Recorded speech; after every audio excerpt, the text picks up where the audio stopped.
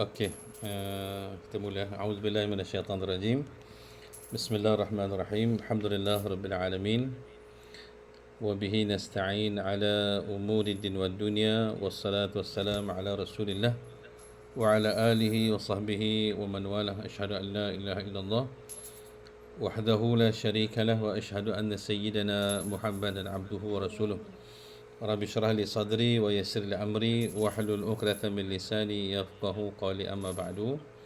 Alhamdulillah, syukur pada Allah Subhanahu wa taala kerana dengan taufik dan juga inayah daripada Allah kita sekali lagi dapat bertemu dalam kelas kita pada malam ini, iaitu modul herba dan tumbuhan lah.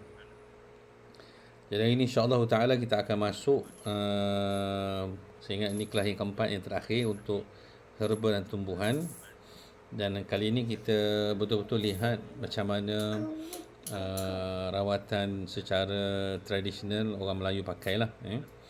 Ini semua di antara rawatan yang saya belajar daripada Darussalam. Di antara warna dari segi apa saja bahan rawatan ni semua, ni kaedah yang diamalkan di Darussalam. Cuma ialah di peringkat kami ni kurang untuk praktis. Cuma mungkinlah di peringkat apa nama tu, HQ kot, mungkin HQ ataupun orang yang dah lama, mungkin dia ada praktik lah dari segi sudut rawatan secara jasmani ni. Tapi majoriti perawat Darussalam biasanya dia tak rawat penyakit jasmani ni, banyak penyakit ruhi, penyakit yang berkaitan dengan gangguan-gangguan jin yang banyak dirawat. Okey, tak apalah. So saya bermula dengan pertama dengan penyakit leukemia. Jadi penyakit leukemia ialah sejenis kanser darah yang bermula di sumsum tulang, iaitu tempat sel-sel darah dihasilkan. Dalam penyakit ini, sumsum tulang menghasilkan terlalu banyak sel darah putih yang tidak normal. Sel-sel ini tidak berfungsi dengan baik dan mengganggu penghasilan sel darah merah, sel darah putih normal serta sel darah putih normal serta platelet. Ni ada salah taip ni. Platelet kalau leukemia, platelet dia rendah betul bang? Macam tu lah. Sel darah merah Darah dia. putih yang tinggi. Sel darah putih yang tinggi, sel darah merah yang rendah. Ini salah ada salah typing ni. Okey, so saya pernah jumpa satu pesakit yang kanser darah, dan keadaan dia tu, keluarga dia menganggap dia ni kena sihir lah, kerana penyakit dia tu pelik. Antara keadaan yang jumpa dengan saya tu, badan dia sentiasa panas, dan dalam keadaan menggigil, dan kulit-kulit ni semua ni kering. Asalnya memang tak tahu dia ada penyakit kanser darah lah, dan mereka jumpa dengan beberapa perawat lain semua kata ini sihir lah. Tapi bila mana saya ruqyah dia, dan dia tak ada apa-apa respon daripada ruqyah saya. Dan sebelum saya ruqyah dengan selepas saya ruqyah sama je. Dari segi sudut dia kata badan dia tetap panas.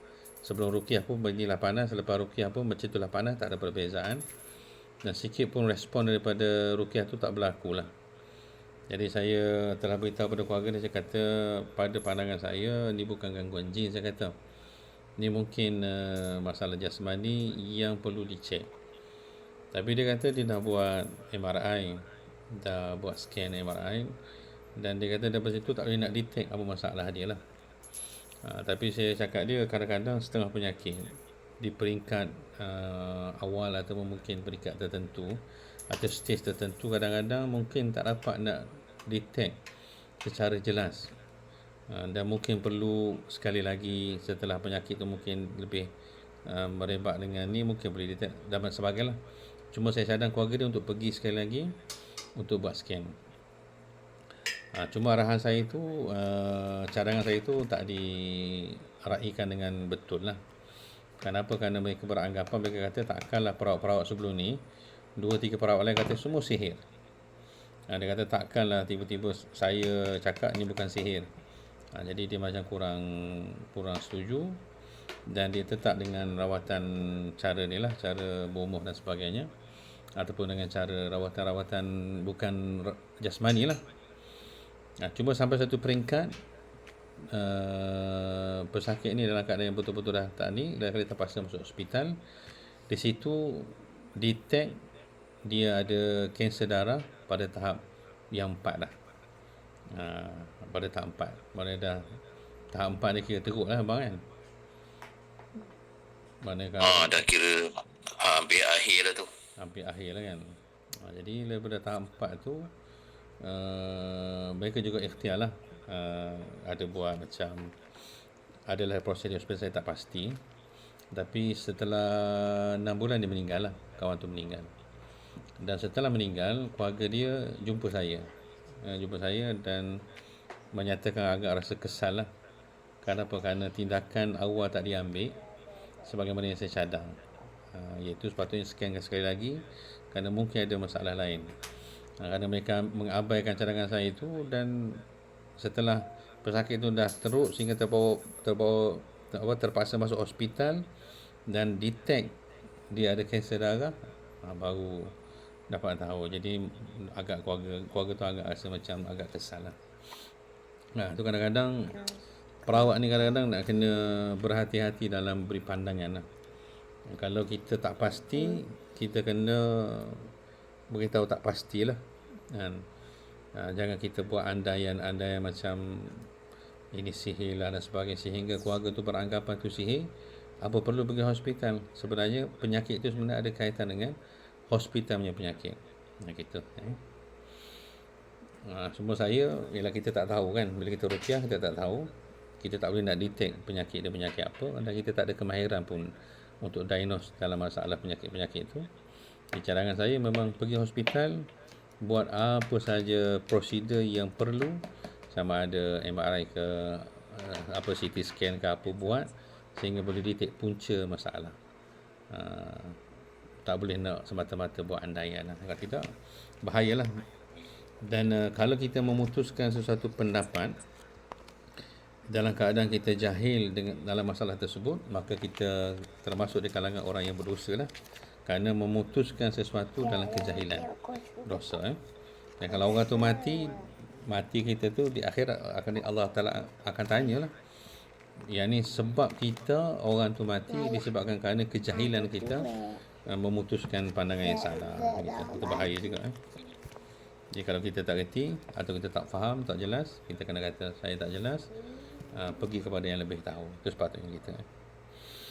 Okey, tak apalah. Kalau di sisi rawatan Darussalam, orang yang ada masalah leukemia, kalau dia nak ambil cara tradisional ni, iaitu menggunakan belut lah.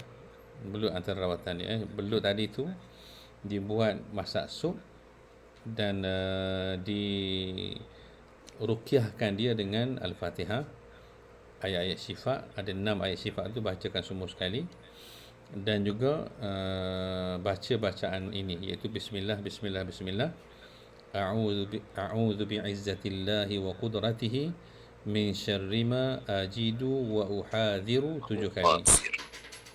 Boleh nampak dia punya bacaan tu, tulisan tu? Nampak Boleh. Baca doa ni, kalau untuk diri, ma ajidu wa uhadhiru, untuk diri kita sendiri. Kalau kita bacakan untuk orang lain, lelaki, contoh kita bacakan pada dia, orang lelaki tu berdepan dengan kita, maka kita baca ma tajidu wa tuhadhiru, ma tajidu wa tuhadhiru 7 kali. Manakala kalaulah kita baca berdepan kepada orang perempuan, kita baca ma tajidin wa uhadhirin, ma tajidin wa uhadhirin. Apa tu? Jadi pertanyaan sikit Ustaz. Ya. Kalau tak ikut tata cara bacaan yang macam tu, ikut jantina tu, macam mana? Mudah-mudahan makbul. Kerana dia punya maksud dia, kalau ajidu tu apa yang saya dapati ataupun apa yang saya rasa. Wa uhadhiru, yani apa yang saya rasa sakit. Kalau kita nak bacakan untuk orang, awak, apa yang awak rasa sakit, maka dia tukar tu. Tapi kalau kita betul-betul tak tahu, kita baca dengan lafaz saya sekalipun, tapi kita harap mudah-mudahan kawan yang kita baca tadi Allah telah berikan kesembuhan, insya-Allah boleh je. Gitu. Cuma dari segi sudut bahasa tu pelik sikit lah. Contoh kalau orang tu sakit, tapi kita baca doa, ya Allah sembuhkan saya. Faham tak kan? Betul. Ya, Nahunya tak tepat. Nahunya tak tepat. Gitu. Tapi tak apa. Sebab kata Ustaz Semir Kamus, kerana kita orang Melayu dan kita ada masalah bahasa Arab, bacalah doa ini dengan sangkaan Allah Ta'ala sampaikan kepada si pesakit kita. Boleh Okey. So belut tadi dibuat sup dan diminum lah. Dan cadangannya tu sehingga sembuh, mana terus minum. Mungkin katalah jadikan dia sebagai makanan untuk dimakan 2 kali sehari ke, ataupun sekali sehari ke, bergantung kepada keadaan sakit dia. Tapi dalam masa sama terus buat cek di hospital, tengok bagaimanakah perkembangan dia lah, sama ada lebih baik atau macam mana. Okey, tak apa tu. Tapi saya tak suka makan belut lah. Tapi kalau kita sakit kadang-kadang, suka pun tak suka, kita makan jugalah. Okey, kemudian kita tengok batu karang. Penyakit batu karang ialah keadaan di mana terbentuknya ketulan keras daripada mineral dan garam di dalam sistem kencing, paling kerap di dalam kidney stones. Batu ini boleh berada di buah pinggang, ureter betul tak? Itu betul Okey, saluran dari buah pinggang ke puning kencing ataupun uretra. Betul Okey, dari segi sudut rawatan kita, menggunakan lobak putih ataupun nenas muda. Cara dia macam mana? Iaitu lobak putih yang dikisar bersama dengan air mineral dan gula batu, ataupun kalau nak guna nenas muda dikisar bersama dengan air mineral dan gula batu. Kemudian lobak putih yang dikisar tadi atau nenas muda yang dikisar tadi diminum oleh pesakit 3 kali sehari selama 6 bulan. 3 kali sehari selama 6 bulan. Dan di antara cadangan ruqyah untuk air yang dikisar bersama dengan lobak putih ataupun nenas muda tadi itu, boleh baca surah Al-Fatihah, boleh baca ayat-ayat syifa, dan juga surah Al-Hasyr ayat 21 hingga 24, iaitu bermula dengan lau anzalna hadzal Quran tu sehingga habis itulah, ayat 21 hingga ayat 24, baca tu pada air lobak putih yang dikisar ataupun pada air nenas muda yang dikisar bersama dengan gula batu. Saya tak pastilah kenapa guna gula batu, kerana boleh kata semua rawatan di Darussalam, kalau yang nak melibatkan air, memang dia akan guna gula batu. Mungkin saya berpandangan dari segi sudut gula batu mungkin lebih sihat berbanding dengan gula yang dikira gula kasar tu lah, yang ada di pasaran tu. Wallahu alam. Kerana gula di pasaran tu sangat dikaitkan dengan kecil manis kan. Semua saya tak pastilah gula batu tu dikaitkan dengan kecil manis ataupun tidak. Kalau pandangan abang tapi apa ni, asal yang sama kan, kepada tebu juga kan. Tak pasti gula batu daripada tebu juga Oh, rasanya. Sama lah Ya. Mungkin Cuma Allah. bentuk dia tu. Bentuk dia dalam bentuk lebih besar, lebih kasar kan. Betul-betul. Betul-betul. Kalau yang gula kasar tu dia dah melalui proses kisar dan sebagainya. Ya. Allah alam. Tapi kalau Darussalam memang gula batu. Tak ada, setakat yang saya belajar tak ada dia sebut tentang masukkanlah gula kasar, tak ada. Tapi hakikatnya sama lah. Kalau di sisi perubatan moden sama je Asal gulanya sama. Asal gulanya sama. Dari tebu. Dari tebu lah. Okey, baik. Okey, habis itu Okey, kita tengok darah tinggi Penyakit darah tinggi ataupun hypertension ialah keadaan di mana tekanan darah dalam saluran darah sentiasa lebih tinggi daripada normal. Jika tidak dikawal, ia boleh merosakkan jantung, otak, buah pinggang, mata dan juga saluran darah. Jadi kerana faktor darah tinggi itu kadang-kadang itu yang menyebabkan serangan jantung dan sebagainya lah. Dia juga di antara penyakit yang dia sangat bahaya jugalah darah tinggi ni. So di antara kaedah rawatan iaitu dengan menggunakan kelapa muda 3 biji. Kelapa muda 3 biji untuk diminum dalam tempoh 3 hari. Caranya macam mana? Iaitu dipotong bahagian atas dan juga dipotong bahagian bawah.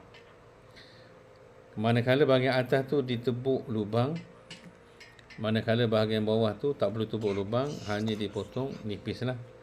Kemudian kelapa muda tadi dimasak ataupun dipanaskan di atas dapur sehingga air kelapa itu mendidih, panas, masak. Kemudian kelapa muda tadi itu diembunkan semalaman.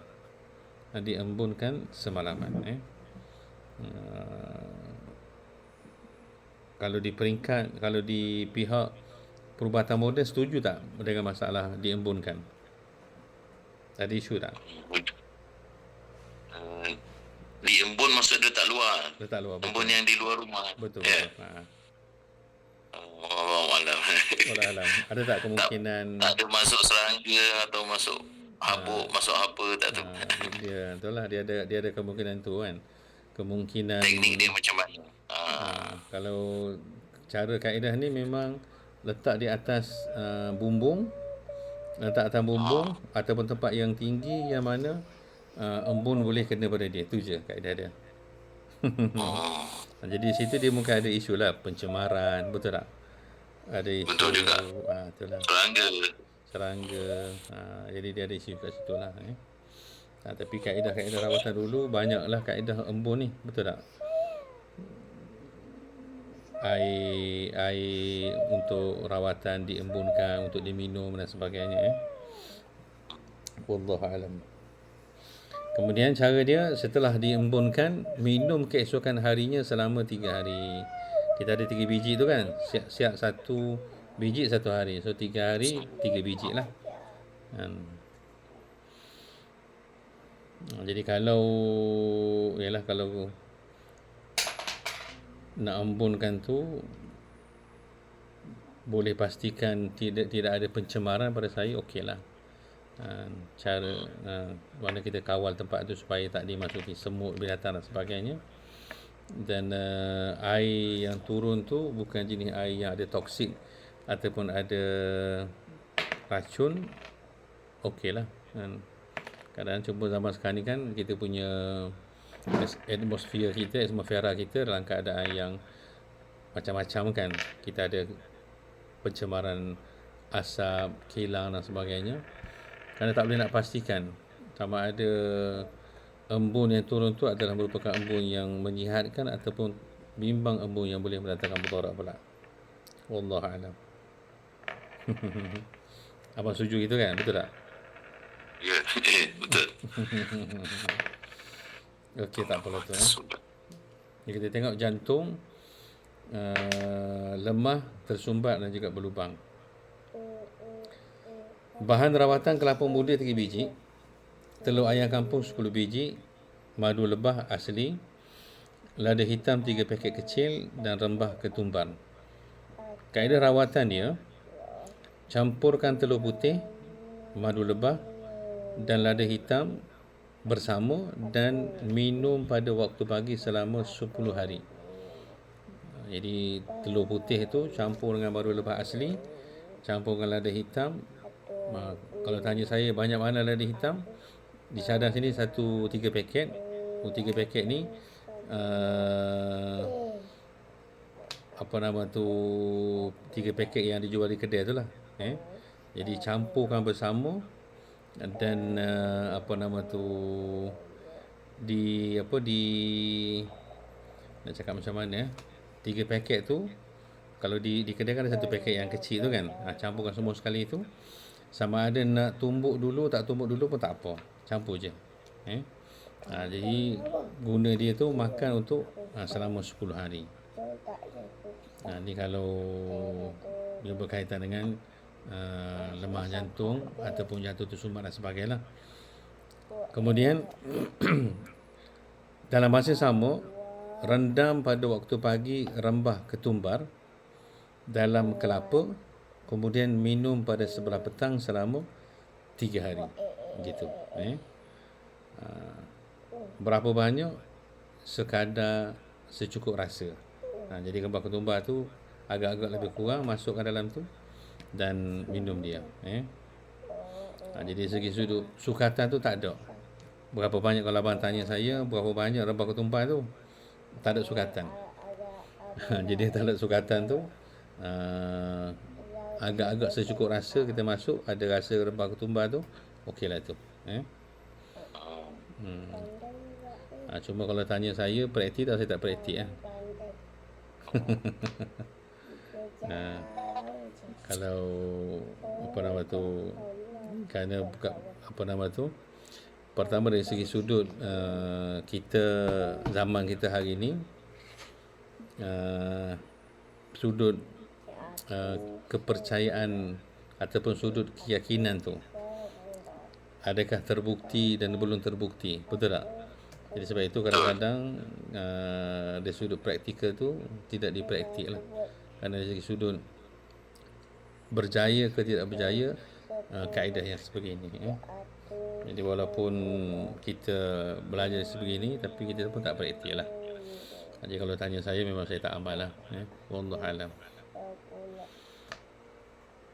Okey, kemudian tengok gout, kaedah rawatan.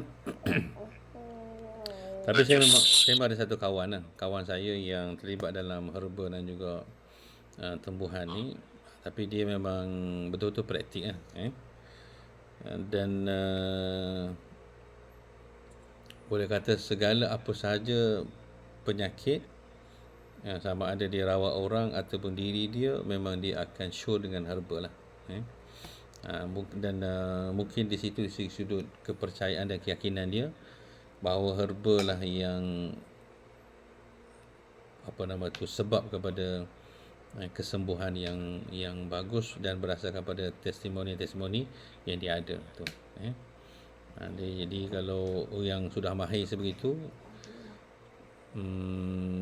dan dia ada keyakinan sebegitu, so okey lah, tak ada masalah lah. Kita tengok gout. Okey, kaedah rawatan: akar pokok gajus yang dikerat kecil, kemudian direbus dan diminum airnya, dan sebahagiannya boleh disapu pada tangan dan kaki kemudian dibuang. Jadi tempat yang sakit kerana gout tu boleh disapu dengan menggunakan akar pokok gajus yang direbus untuk diminum tadi tu. Ini pun kalau tanya saya berapa banyak, sekadar yang kita rasa memadai lah.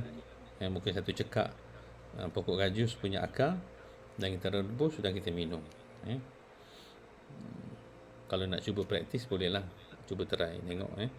Ini kaedah untuk rawat gout. Okey, kemudian kita tengok gatal, sama ada gatal itu berpunca daripada jin ataupun bukan. Bahan dan kaedah rawatannya iaitu menggunakan daun belimbing buluh dicampur dengan setengah sudu kapur sirih, kemudian sapukan pada bahagian gatal pada waktu malam. Jadi daun belimbing buluh tadi itu dicampurkan bersama dengan kapur sirih, kemudian ketika mana sapu, pada tubuh yang gatal tadi itu dengan menggunakan daun belimbing buluh juga cara sapu dia. Daun belimbing buluh ni ataupun pokok belimbing buluh ni di antara pokok yang saya ingat tumbuh dengan mudah lah. Dan dekat rumah saya ada 2 pokok besar belimbing buluh. Buahnya berguram macam tu, tak ada orang nak makan. Tapi dia di antara buah yang sebenarnya buah dan pokok yang banyak khasiat dari segi sudut perubatan sebenarnya, belimbing buluh.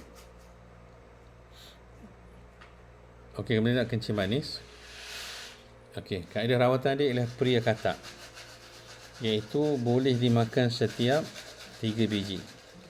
Pria katak tu makan 3 biji, ataupun direbus dan diminum pada setiap pagi. Pria katak. Abang tahu pria katak? Tahu. Tahu Yang jenis kecil-kecil tu. Betul. Dan saya ingat pria katak ni pun ada dah dibuat dalam bentuk jus pun ada, saya ingat, kalau saya tak silap. Ada pernah jumpa yang kan buat keripik pun ada. Buat keripik pun ada kan? Ada. Yalah, buat keripik tu dia ada juga rasa pahit-pahit sikit-sikit lah kan. Betul. Tapi dia adalah bentuk jus yang memang orang buat khas untuk jus tu. Memang dia buat khas untuk kencing manis lah. Jus pria katak. Jadi sama ada dimakan begitu, tapi tak lalu nak makan begitu, pahit kan. Jadi sama ada makan gitu ataupun direbus dan diminum pada setiap pagi. Okey. Kemudian kita tengok kayam. Kaedah rawatan iaitu bedak sejuk, bahan yang diperlukan bedak sejuk dan rumput sambau.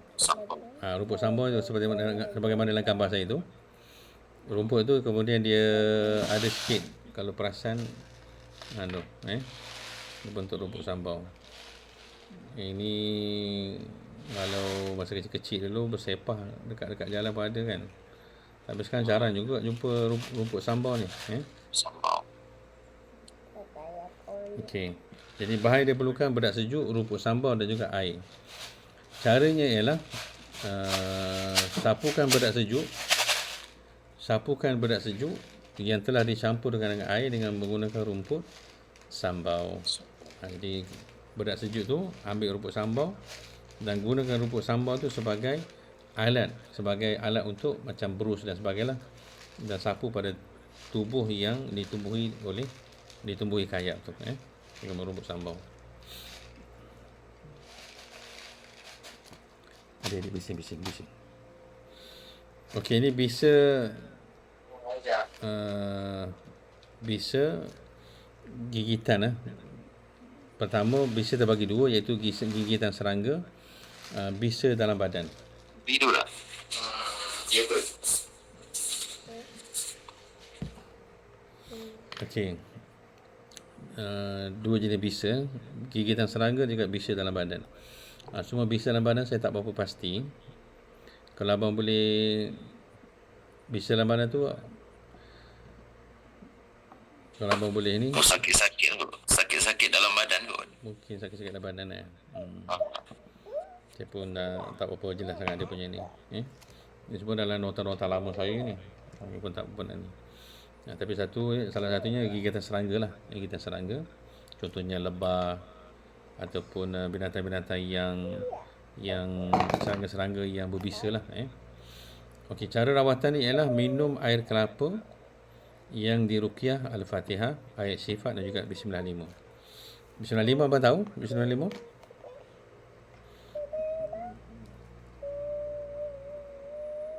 Yang Bismillahirrahmanirrahim, Bismillahirrahmanirrahim tu Betul. Dia ada 5. 5. Bismillahirrahmanirrahim, Bismillahirrahmanirrahim, Bismillahirrahmanirrahim, Bismillahirrahmanirrahim, Bismillahilladzi la yadurru ma'a ismihi syai'un fil ardi wala fis sama' wa huwas samiul alim. So dia panggil Bismillah 5 lah. Cuma siapa yang menetapkan Bismillah 5 tu tak pastilah. Tapi saya ingat mungkin para ulama. Cuma siapa yang memulakan dengan Bismillah 5 tu tak pasti. Kalau di saya ingat di Darus Syifa dia ada Bismillah 6 pun ada. Kan? Dia ada Bismillah 4 pun ada. Tapi semua kalau tanya saya, memang dia tak ada kaitan dengan hadis Nabi. Dan dia bukan daripada Quran. Cuma ulama dia buat satu kesimpulan dengan nama Allah ni, yang sebagai penyembuh, dengan nama Allah yang mencukupi dan sebagainya ni, mudah-mudahan dengan berkat kita menyebut nama-nama Allah tadi tu, insya-Allah diberikan Allah kesembuhan daripada penyakit gitu. Dan semua tu lafaz-lafaz yang tidak ada masalah. Bismillahirrahmanirrahim. Bismillahirrahmanirrahim dengan nama Allah yang menyembuh. Bismillahirrahmanirrahim dengan nama Allah yang melengkap dan mencukupi. Bismillahirrahmanirrahim dengan nama Allah yang memberikan keselamatan ataupun afiah. Kemudian Bismillahilladzi la yadurru ma'a ismihi syai'un fil ardi wala fis sama'i wa huwas samiul alim. Jadi semua tu nama-nama yang baik, itu tak ada masalah lah untuk baca. Okey, habis itu kita tengok sawan. Sawan terbahagi 3, iaitu sawan tangis, sawan tarik dan juga sawan babi. Cuma kalau nak tanya abang lah, kalau sawan ni apa punca dia? Jangan adik bising. Sawan yang mana? Kalau ketiga-tiga sawan, dia ketiga-tiga sawan dia berbeza Berbeza. Kalau kita mula sawan tangis ni, budak-budak sawan tangis tak berapa tepat mungkin saya punya istilah. Kalau sawan tarik ni biasa punca demam yang terlalu tinggi lah. Demam terlalu panas. Dia simptom lah kira sawan ni. Orang yang kena stroke pun boleh kena sawan. Di sawan ni satu istilah macam kekejangan macam tu dipanggil sawan Kejap. Kalau sawan babi ni khusus. Dia kalau medical dia panggil epilepsi. Itu yang khusus. Sawan yang memang akan berterusan seumur hidup. Dia tak akan sembuh. Yang sawan babi ni. Okey. Dari segi sudut perubatan moden tu memang tak ada cara lah untuk sembuh kan. Dia kawal aja. Dia kawal saja supaya jangan berlaku sawan. Sebab kerosakan tu berlaku di sel-sel otak. Dia memang dah kena dah rosak. Sel otak once dia dah rosak, dia tak boleh dipulihkan dah. Tak boleh pulih lah. Betul. Jadi saya ingat di sini pun kalau tengok kaedah rawatan ni pun mungkin dari segi sudut untuk menyedarkan pesakit ataupun dari segi sudut kawalan saja ni. Untuk menyembuh pun rasa mungkin tidak lah. Kita tengok rawatannya daun pucuk kacang botol. Caranya diramas pada air sampai berbuih. Kemudian mandikan pesakit pada waktu petang sebelum maghrib. Jadi mungkin ini cara untuk kawal. Ataupun kalau dia tu dalam keadaan begitu, mungkin untuk sedarkan dia. Macam saya ingat adik-adik saya dulu banyak juga yang kena sawan. Jadi cara mak saya dulu memang kalau sawan mandikan dengan air batu. Tak tahulah kaedah tu tapi berjaya lah. Panas, demam panas yang terlalu tinggi. Yang terlalu tinggi kan. Jadi bila mandi air batu tu dia okey lah, dia sedar lah. Kalau teori di hospital, air pipe biasa je pun cukup. Air pipe biasa pun cukup dah. Tapi lama lah, banyak dan lama ulang-ulang. Dia lambat sampai lah. sejuk. Sampai sejuk badan. Kalau yang air batu tu sekejap kan. Tapi dia punya gigil itu memang tahap takut jadi hipotermia pula. Hipotermia ni maksudnya? Kesejukan melampau. Kesejukan melampau.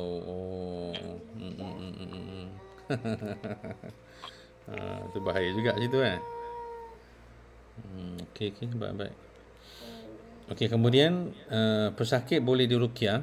Jadi untuk sawan ni kalau ikut Darussalam memang boleh ruqyah lah. Kita boleh ruqyah di Al-Fatihah, ayat Syifa, surah Al-Hasyr ayat 21 hingga 24, surah Al-Mu'minun ayat 115 hingga 118.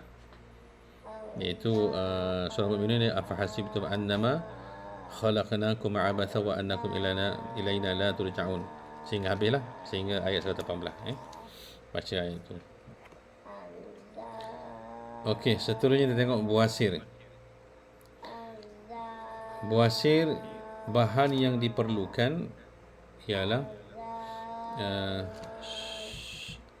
Bahan yang diperlukan air mineral, kulit buah delima masak, atau ibu kunyit sebiji, atau daun inai.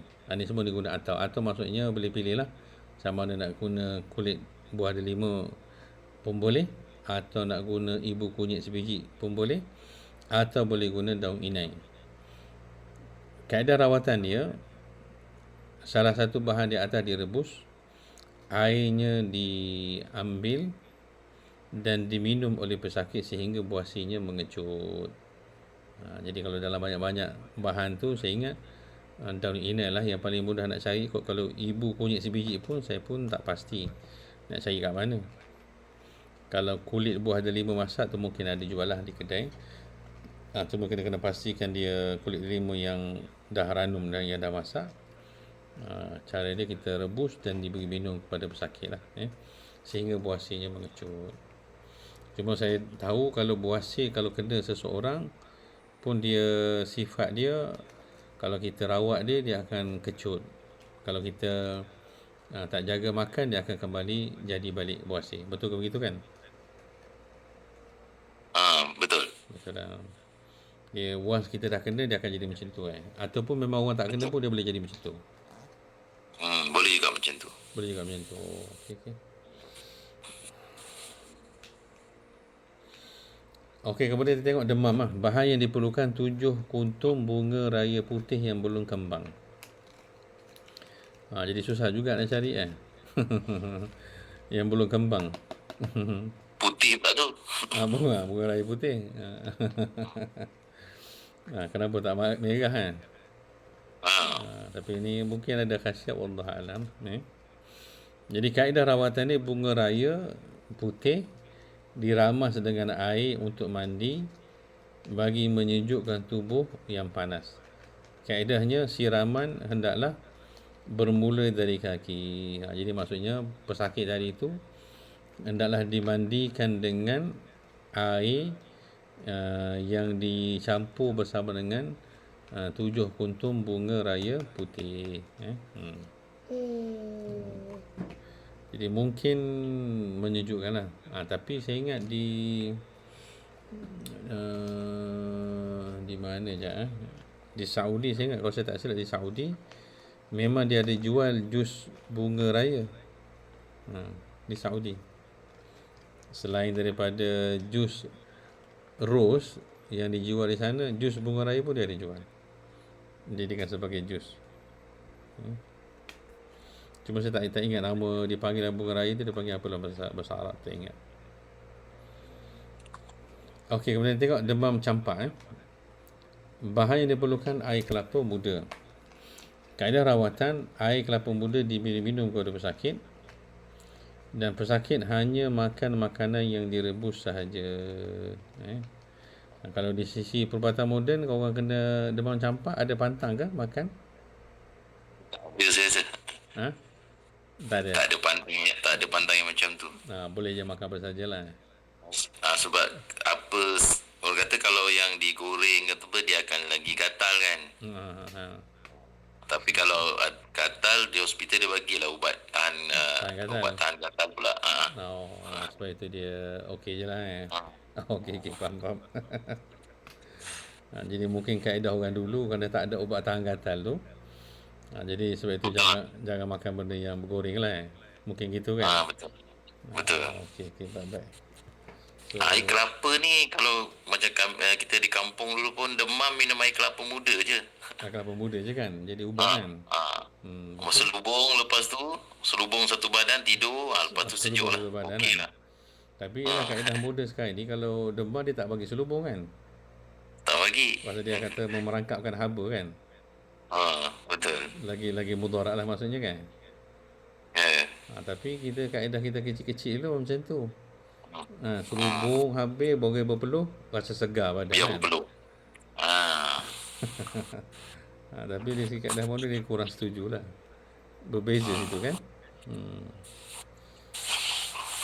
Yalah. So pada pandangan apa, mana yang lebih bagus? Wallahualam, kalau ikut yang minum kelapa muda berselubung tu, kita tanggung sendirilah. Tapi kalau dulu memang berkesan lah pun. Memang berkesan kan? Ha, betul. Tak ada kita makan Panadol pun. Betul. Ha. Wallah alam. Siap ke belum? Kalau ikut doktor, kalau kita demam, kita selubung, dia kata merangkakkan haba akan menyebabkan temperature tubuh makin lagi meningkat lah. Tapi yang saya percaya, kalau kita berselubung lepas minum air kelapa muda ni, biar kita banyak berpeluh. Dengan berpeluh tu haba dikeluarkan lah. Berpeluh haba dikeluarkan. Haba dikeluarkan dari badan. Macam tu. Okey. Baik. Okey. Tu jawapan tu berendah tu. Okey tu.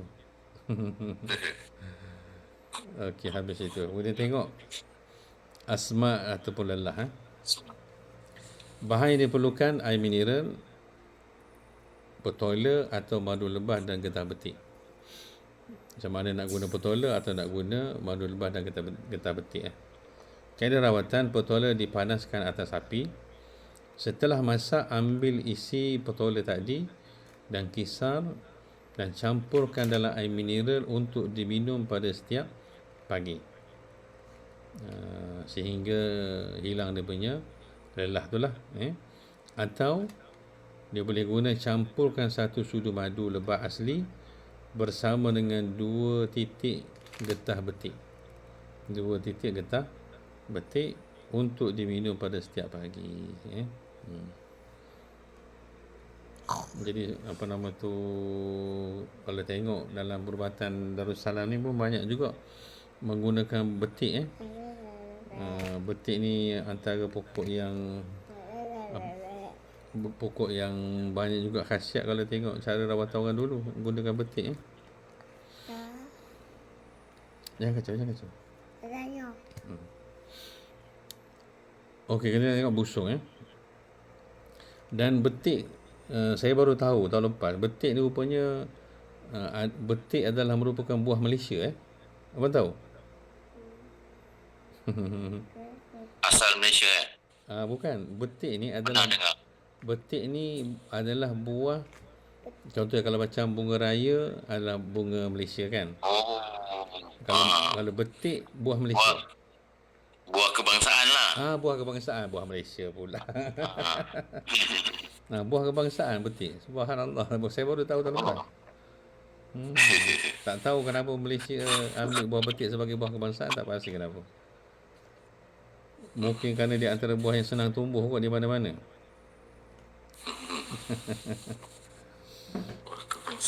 Okey, kita tengok busung.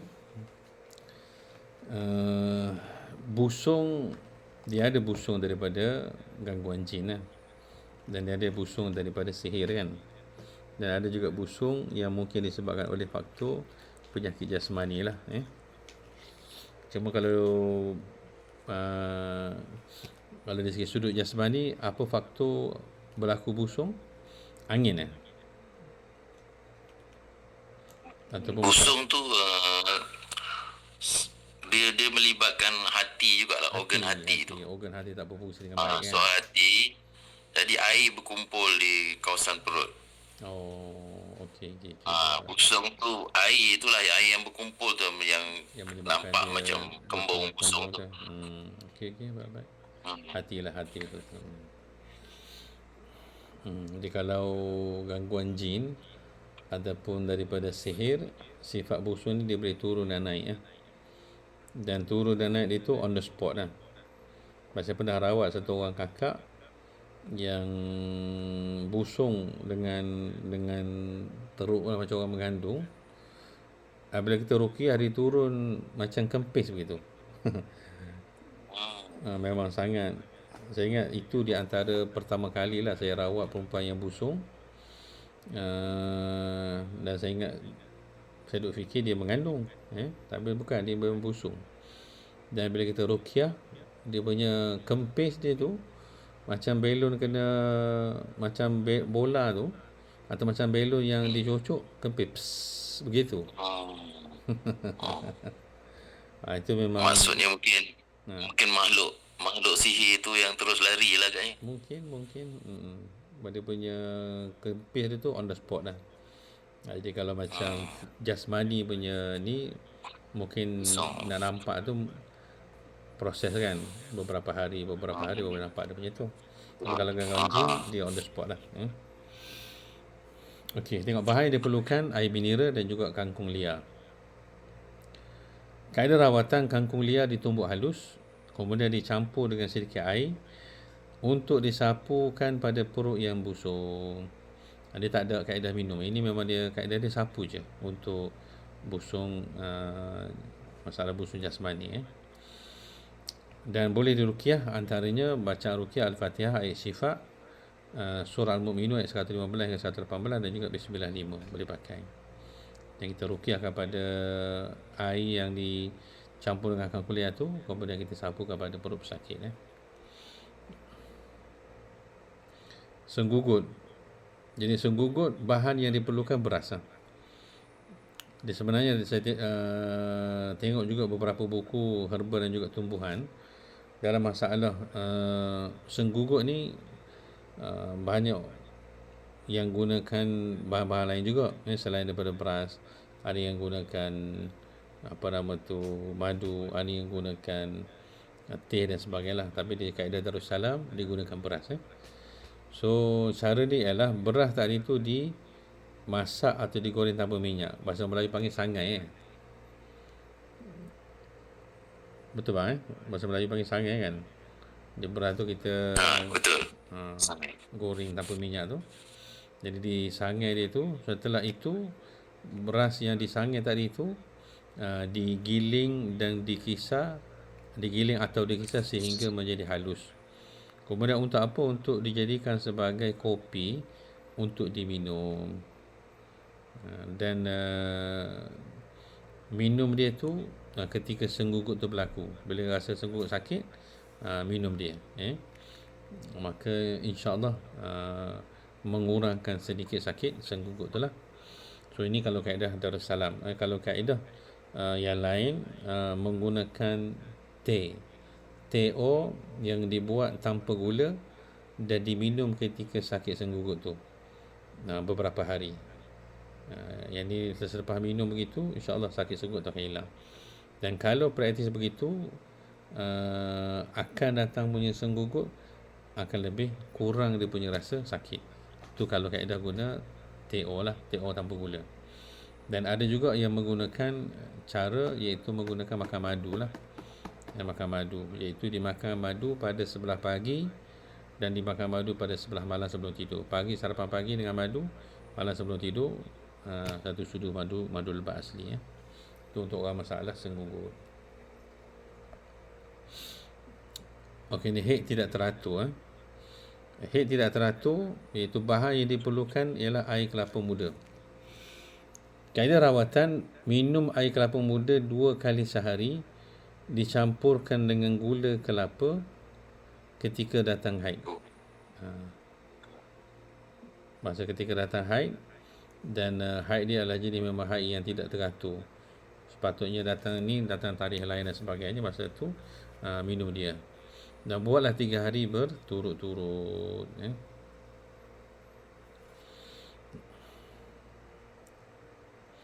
Okey, kemudian demam denggi. Bahan yang diperlukan bunga betik jantan ataupun pucuk betik pun boleh pakai. Kaedah rawatan, rebus bunga betik atau pucuk betik tersebut. Setelah sejuk, campurkan dengan madu untuk diminum oleh pesakit.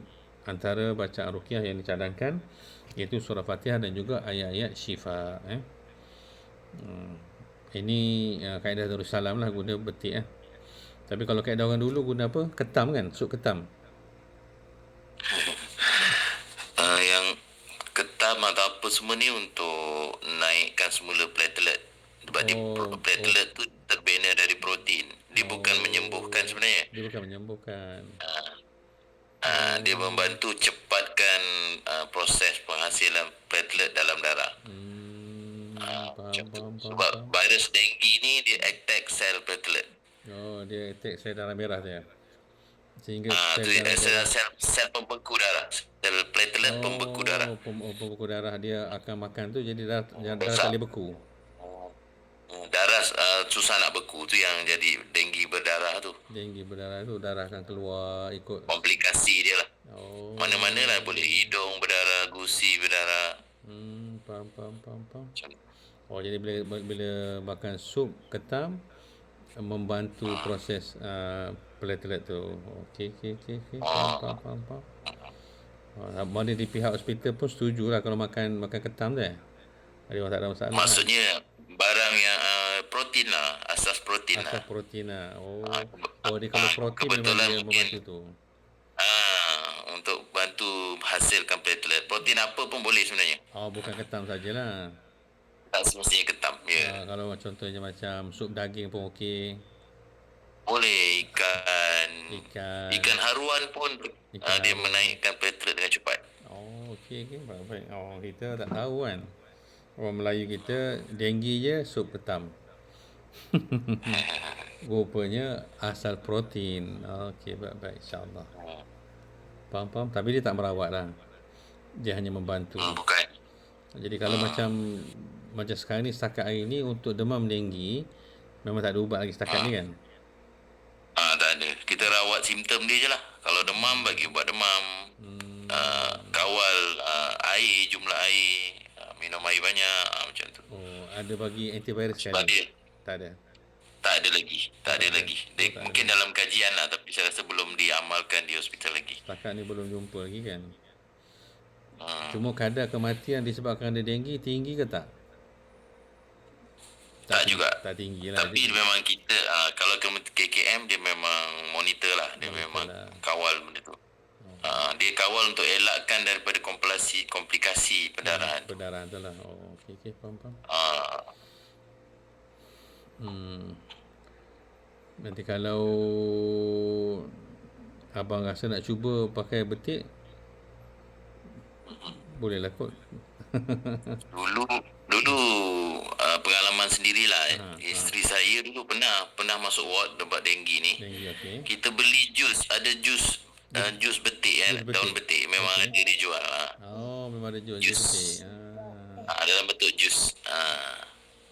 Bagi jugalah minum tu. Bagi jugalah. Membantu tak? Membantu juga. Doktor pun ada nampak berkesan juga dia kata. Doktor. Okey. Baik. Setiap hari. Okey, baik insya-Allah. Okey, habis itu. Kemudian ketagihan dadah ataupun rokok. Bahan yang diperlukan bunga kemboja dan air mineral. Kaedah rawatan bunga kemboja tersebut direbus.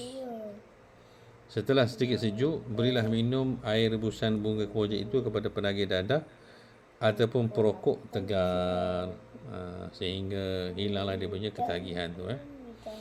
Wallahualam. Tak pernah cuba, tak pernah ni, wallahualam. Tapi mungkin bolehlah kalau nak try lah. Tengok mana-mana pesakit yang ada masalah ketagihan dadah atau ketagihan rokok yang kritikal. Mungkin boleh cuba menggunakan bunga kemboja ni untuk diberi minum. Mungkin rasa dia tak sedap lah kot bunga kemboja ni kan. Wallahualam.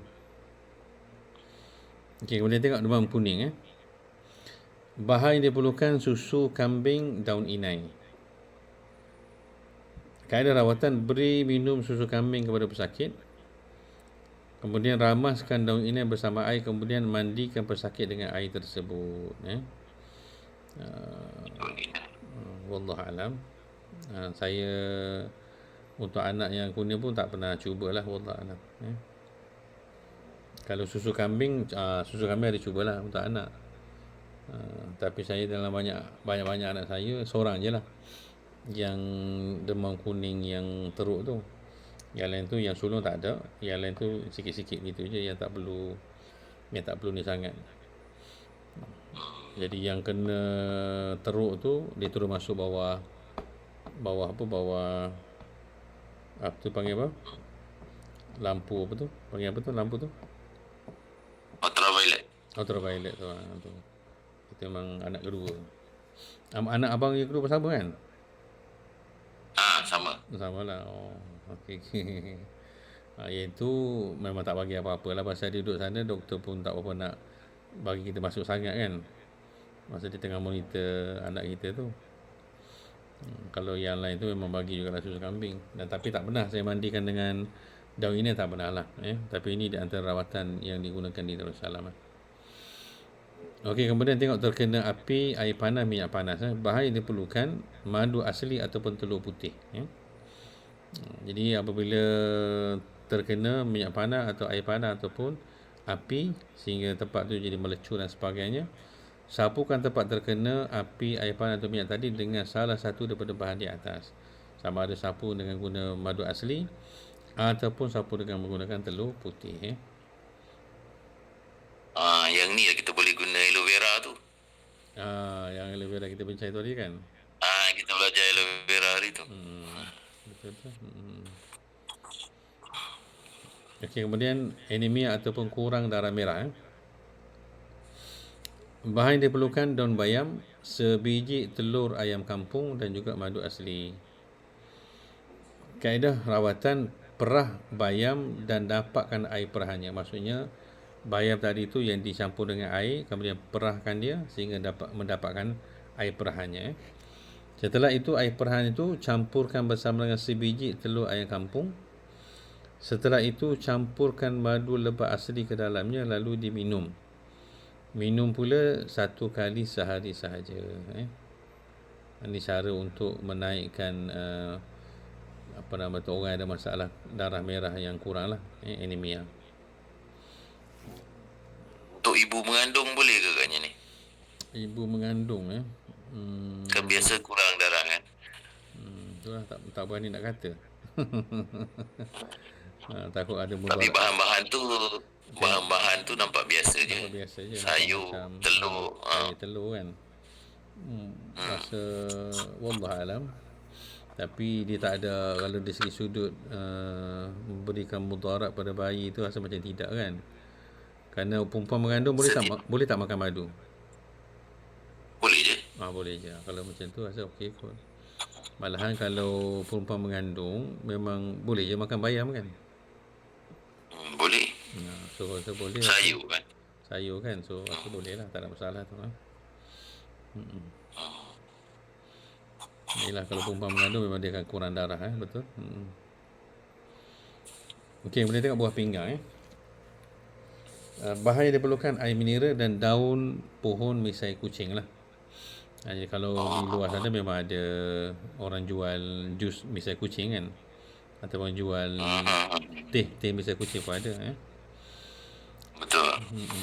So kaedah rawatan dia, rebus daun pohon misai kucing. Setelah itu minum air rebusan tersebut 2 kali sehari. Lakukan selama seminggu dan lihatlah perubahannya.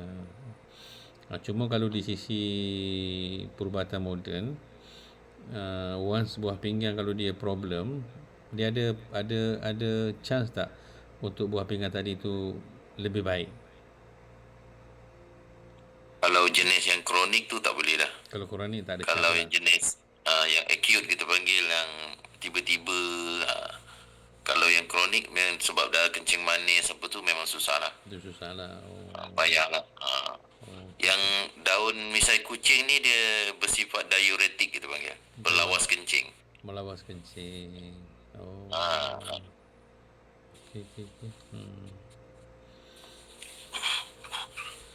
Tapi kalau di sini ni wallah alam, sama ada dia merawat ataupun dia hanya untuk kawal tak pastilah, wallah alam.